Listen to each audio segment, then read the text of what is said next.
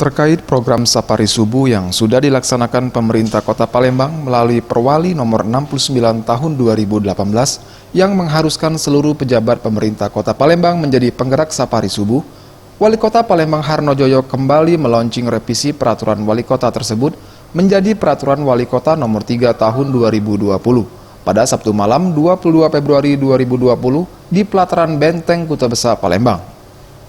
Perwali Sapari Subuh nomor 3 tahun 2020 berisikan bahwa tidak hanya pejabat pemerintah Kota Palembang saja yang menjadi penggerak Sapari Subuh, namun juga melibatkan seluruh pegawai ASN dan non-ASN serta para ketua RT, RW untuk menjadi penggerak Sapari Subuh.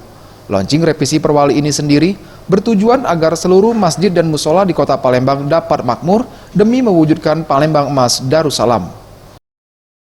Perwali nomor 3 tahun 2020 tidak hanya pejabat pemerintah kota menjadi penggerak, tapi dalam revisi ini kita melibatkan juga seluruh pegawai ASN dan non-ASN ditambah RT dan RW. Tim Liputan Sriwijaya TV.